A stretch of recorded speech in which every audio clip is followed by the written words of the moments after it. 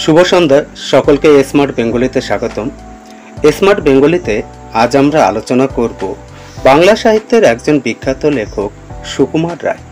সুকুমার রায়ের রচিত আবোল তাবোল কাব্যগ্রন্থের অন্তর্গত হাতুড়ে কবিতাটি নিয়ে আমরা আলোচনা করব এবং তার বিষয়বস্তু আলোচনা করার চেষ্টা করব।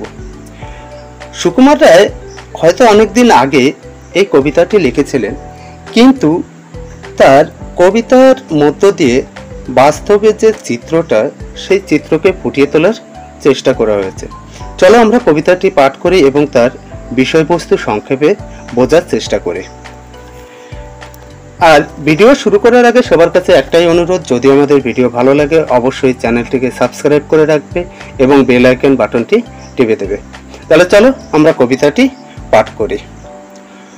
হাতুড়ে একবার দেখে যাও ডাক্তারি কেরামত, কাটাচেরা ভাঙাচেরা চটপট মেরামত। কয়েকজন গুরু মোর শোনো শোনো বৎস, কাগজের রোগী কেটে আগে করো মৎস্য। উৎসাহে কিনা হয় চেষ্টায়, অভ্যাসে চটপট হাত পাকে শেষটায়। খেটে খুঁটে জল হলো শরীরের রক্ত, শিখে দেখি বিদ্যেটা নয় কিছু শক্ত। তাহলে দেখো, এখানে লেখক বোঝাতে চেয়েছে যে হাতুড়ে ডাক্তার, সেই হাতুড়ে ডাক্তার কিভাবে ডাক্তারি শেখার পরামর্শটা পেয়েছে। যে না, প্রথমে রোগীর চিকিৎসা করতে হলে প্রথমে কাগজের রোগী তৈরি করে সেই কাগজের রোগীকে বারবার কেটে আগে হাতটাকে অভ্যাসে পরিণত করতে বলেছে, তারপরে কি করতে বলেছে না, রোগী দেখা শুরু করতে বলেছেন। চলো পরের লাইনগুলো দেখে আসি। খেটে খুঁটে জল হলো শরীরের রক্ত, শিখে দেখি বিদ্যেটা নয় কিছু শক্ত। অর্থাৎ কাগজের যে রোগীগুলো রয়েছে সেই রোগীগুলো কেটে অনেক অভ্যাসে পরিণত হয়েছে এবং শেষ পর্যন্ত তার মনে হয়েছে যে এই বিদ্যেটা শেখা অতটাও কঠিন নয়।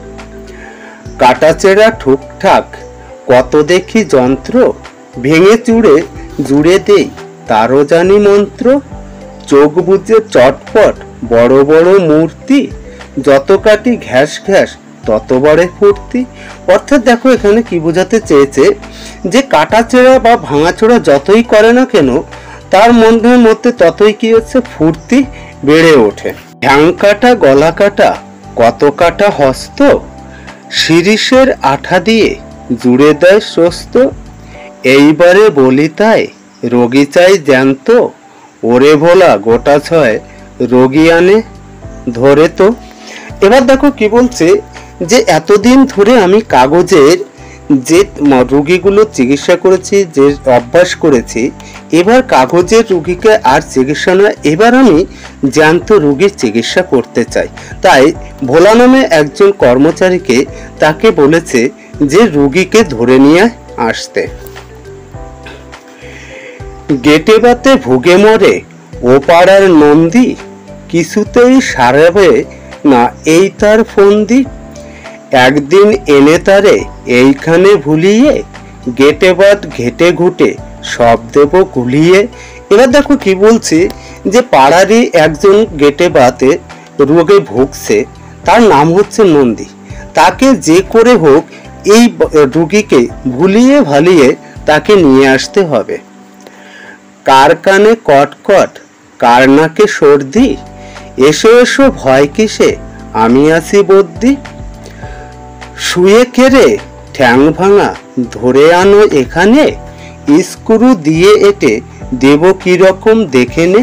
অর্থাৎ দেখো, যে কার পা ভেঙে আছে তাকে ধরে নিয়ে আসো, স্ক্রু দিয়ে টাইট করে তাকে ঠিক করে দেব। গাল ফোলা কাঁদো কেন দাঁতে বুঝি বেদনা, এসো এসো ঠুকে দেই আর মিশে কেঁদো না। এই পাশে গোটা দুই ওই পাশে তিনটে, দাঁতগুলো টেনে দেখি কোথা গেল চিমটে। ছেলে হও বুড়ো হও অন্ধ কি পঙ্গু, মোর কাছে ভেদ নাই কলেরা কি ডেঙ্গু।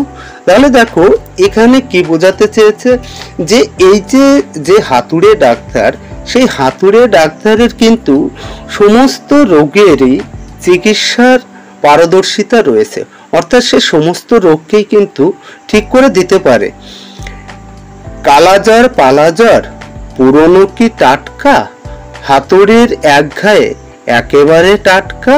অর্থাৎ সে কালাজ্বর হোক বা ডেঙ্গুই হোক না কেন বা কলেরাই হোক, সে সমস্ত রোগেরই কিন্তু চিকিৎসা জানে।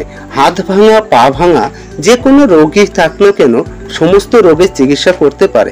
তাহলে দেখো এই যে কবিতাটি রয়েছে, এই কবিতার মাধ্যমে বর্তমানে যে চিকিৎসা ব্যবস্থা রয়েছে, সুকুমার রায় কিন্তু সেই চিকিৎসা ব্যবস্থারই কিন্তু চিত্র এই কবিতার মাধ্যমে ফুটিয়ে তোলার চেষ্টা করেছে। এই ছিল আমাদের কবিতা পাঠ। যদি আমাদের কবিতা পাঠ ভালো লাগে অবশ্যই চ্যানেলটিকে সাবস্ক্রাইব করে রাখবে আর বেল আইকন বাটনটি টিপে দেবে। আজ এই পর্যন্ত, দেখা হচ্ছে পরের ভিডিওতে।